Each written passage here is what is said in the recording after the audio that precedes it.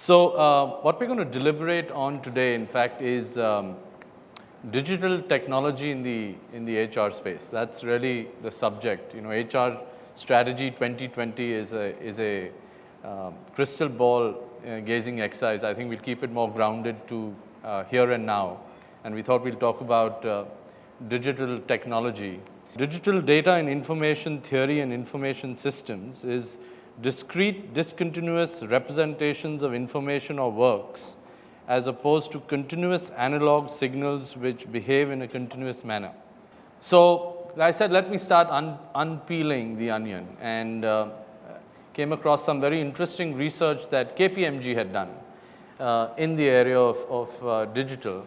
It's called Digital to the Core, and in the next 2 years, 70% of the organizations are in fact going to increase their spend as far as digital is concerned. So that's an interesting piece of research.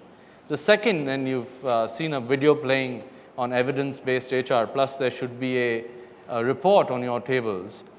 This was a report that we released very recently and conducted some research globally. And 82% of the HR fraternity said that they're going to increase the use of big data in organizations, yet a majority remained skeptical.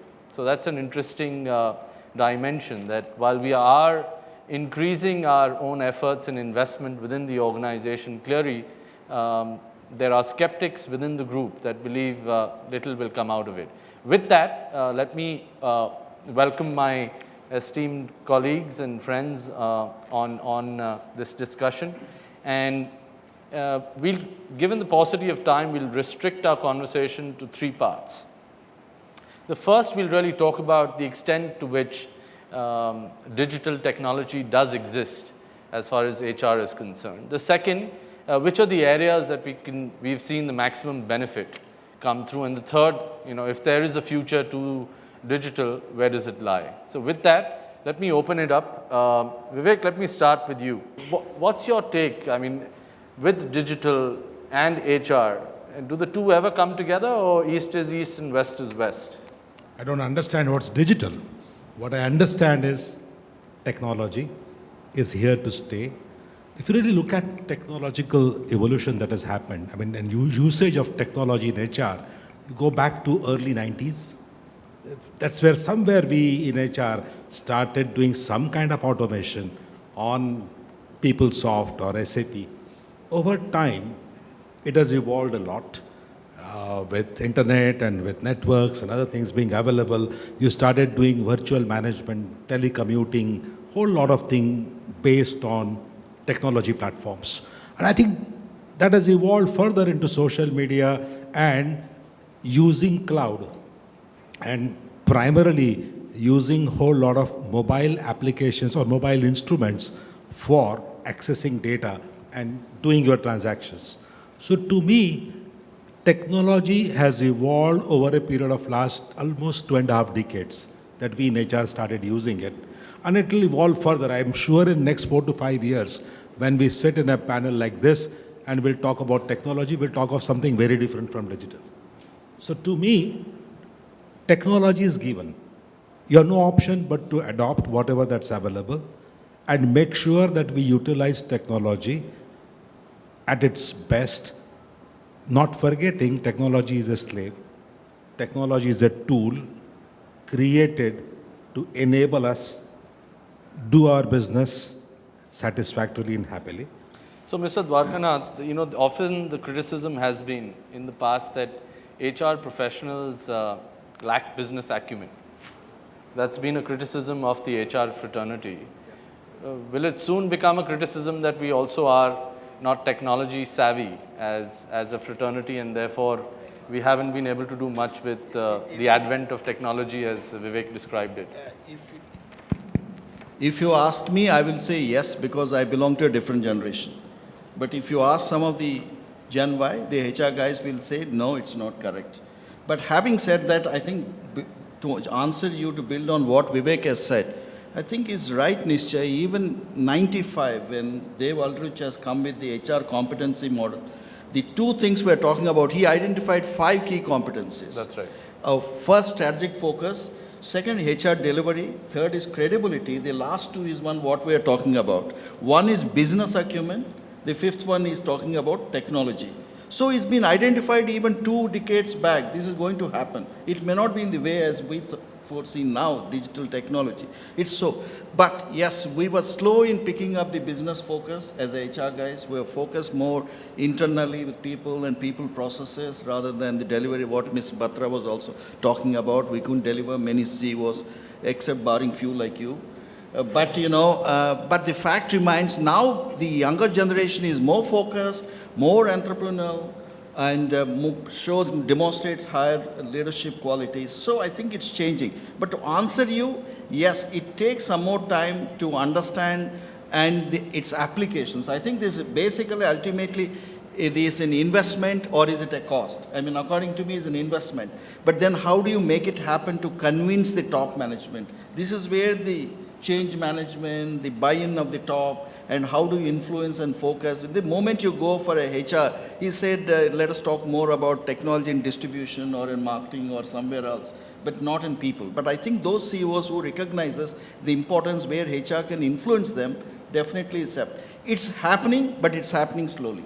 I just want to build on what Vivek said. I think with HR IT systems, and sometimes we get, we're limited in our view of what digital is, and is it confined to an HR IT system within an organization. But even with HR IT systems within organizations, the adoption of HR IT systems within the country itself is very limited. How have you witnessed or seen that, Kavita? So there's always a legacy system that exists in any organization, and the newer off-the-shelf systems that are available may not completely interface with the ones that we have existing, and that's usually the debate that one has with finance. When you go in and when you ask for money or a budget, they turn around and say, but we already have a so-called system, and why is it that you require something new to build on? But with advancements taking place and the fact that you have changes to processes, you definitely require changes to your existing legacy system. So it is a challenge. You can't continue to say, okay, I have a system and everything is kind of, now set right. So for example, even with LinkedIn coming in, with the advent of cloud technologies, you also have LinkedIn as an organization that's coming up. My finance always turns around and tells me, why is it that you require so many HR staff? Because you don't even require so many sourcers. Recruitment, sourcing, hiring. So you don't require so many sourcers because the sourcing can be done by managers. You have LinkedIn, which is open source. All you have to do is look at key skills, shortlist, and do the first round of your shortlisting. So even though you do have an existing IT system, you will need to keep upgrading and being in touch with the latest technologies that are available out there. You can't just be satisfied with whatever. Jerry, with you, HUL is an admired company, and I want to transition into where the biggest benefits lie as far as adoption of digital is concerned. What has been your experience? You came out of campus and joined Levers, yes. So you've kind of lived and seen every aspect of Levers there is. Can you just walk us through a few examples where you've seen the maximum benefit? Sure, and I can resonate with what people on the panel are saying because HR is still grappling with business having realized the benefits of digital technology and basically altering their business models for growth. And HR is today busy with basically helping the businesses in order to realign structures, build capability in digital, in order to help business, discover new business models, because of these enablers which have come in. So HR is currently busy with that.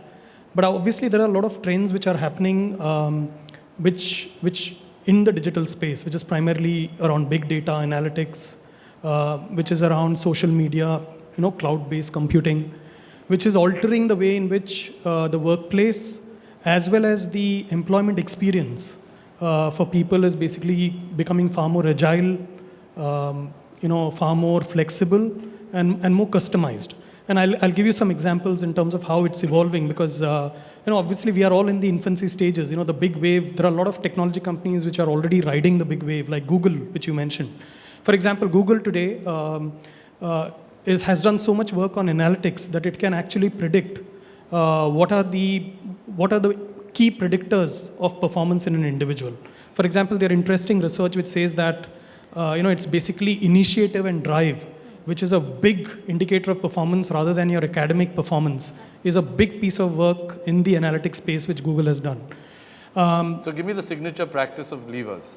So Levers has a people data center, which is basically our analytics capability for basically people who are in the external world, which is our consumers, customers, as well as our shoppers, from where we mine data in order to basically define business models. We have now started doing that for internal employees as well. So we create dashboards for employees. Dashboards are basically indicators in terms of predictive analysis about what are the things that could happen, for which you need to take proactive measures. So just to give you an example, we have a dashboard which indicates people who have joined in the last 2 years. What is the likelihood of these people quitting, the company? So this is basically a predictive analysis. So this is a statistically validated prediction, which basically says based on the person's, the number of jobs the person has skipped in the past, his performance ratings, so there's a statistically validated scorecard which is basically built into thing, and this is basically shared with theirs as well as the HR leaders in order to proactively come up with interventions. Obviously, these are predictions, and these are not accurate representation of things. So it has to be dealt in a very sensitive manner. But it really helps you to be in the proactive side of basically trying to do interventions in order to basically hold on to these employees, understand where they are currently and then hold them back. So that's just one example of what we do. The other is in the space of, so for example, reaching out to employees, to potential employees, which are students in campus, where we basically do a lot of crowdsourcing of data in social media, which is primarily Facebook, Twitter, and all those mediums, in order to search for keywords which students basically look out for when they are searching for companies.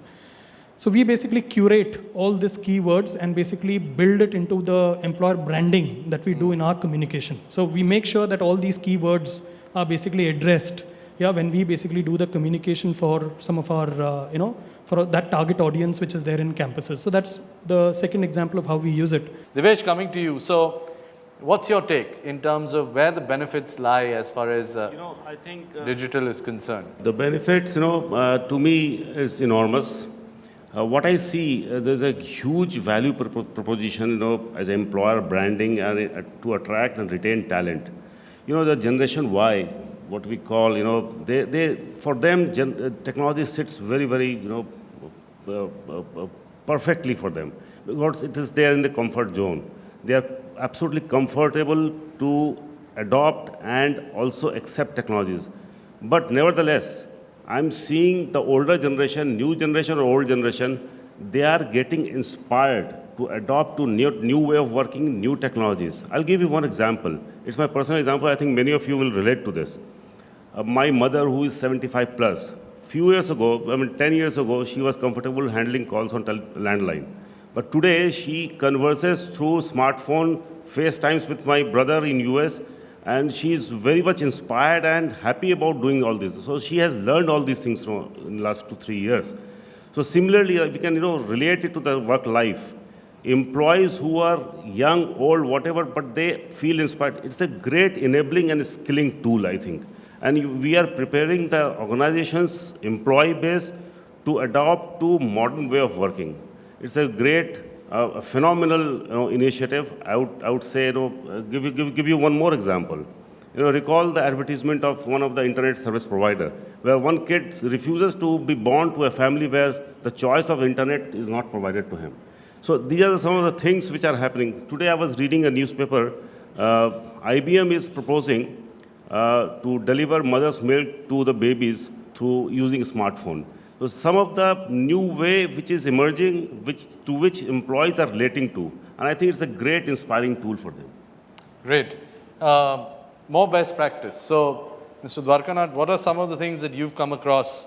And interestingly, as he shared, adoption of social or analytics or being on or media, the age group between 40 and 50 is rapidly adopting this space in comparison to the other age groups. So whoever's between 40 and 50 and you're not doing that, you should be. Because, and I guess there is logic, because this is the age group that is most insecure in terms of where their future, future is headed. It doesn't come naturally to them.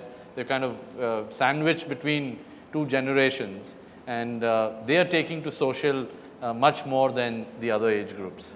I think, as you said, it's evolving, but some of the benefits, as some of my fellow panelists have said, you can see definitely in terms of hiring. Hiring, is one where I think this technology has helped us a lot. There are some ways still we are evolving, and other things have to come, talking about the big data, big clouds and all that. But hiring is one. Even in when the skills report of 2015 came, they said a lot of people have started using hiring the digital technology. So I think, it's a matter of time when you start doing it.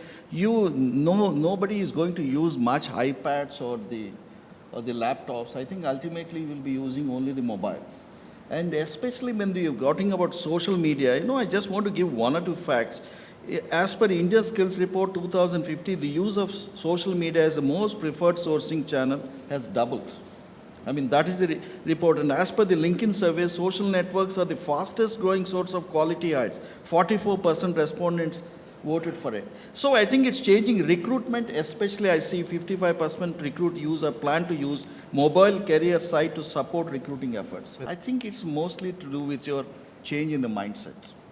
And as he rightly said, for many years I was resistant to do it. And in the process, when you are not comfortable, I don't think as a leader you will be supporting others. Come on, don't waste money. Oh, this technology will change tomorrow. Oh, what is the confidentiality about it? How do you protect the privacy reports? You talking about the negatives rather than the positives. I think once you start encouraging, you have the buy-in of you, then you can also influence your CEOs and the management team. This is an investment. So coming to behavior, Mr. Dwarkanath, very interesting point you brought out.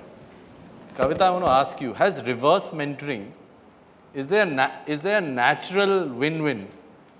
And reverse mentoring, which was discarded by many, to say, what is there to learn from people who haven't worked as much as we have? Isn't there a natural win-win as far as technology is concerned and reverse mentoring?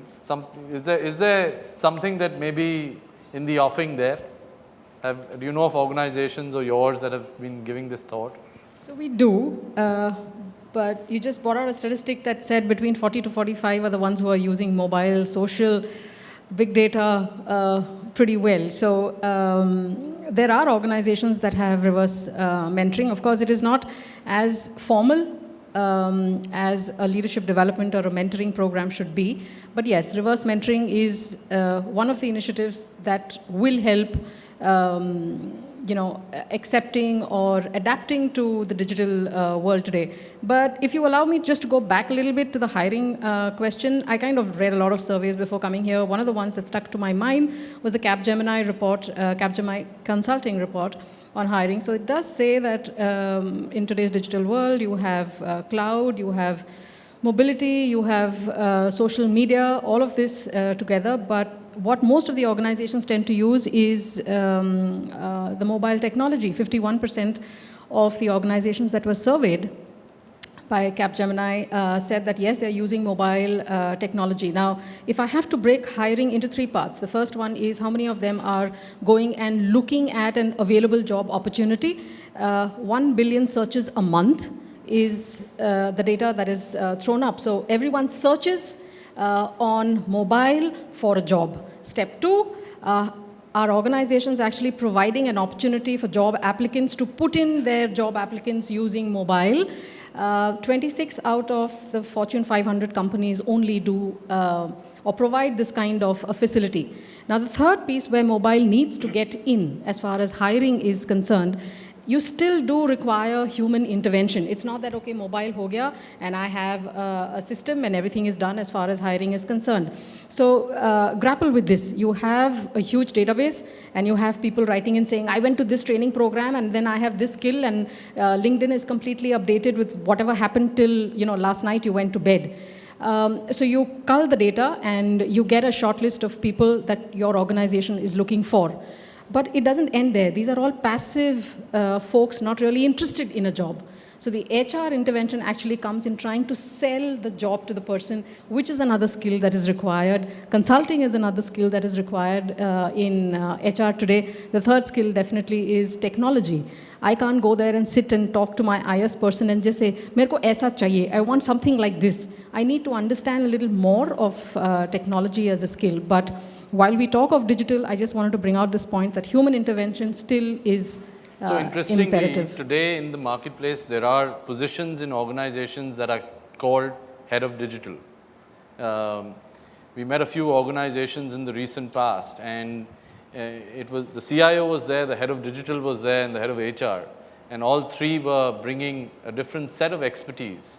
It's not to assume that the CIO would have that niche skill as far as digital is concerned, and I think there is some merit in paying attention to the head of digital in organizations as we look at our own interests as an HR community.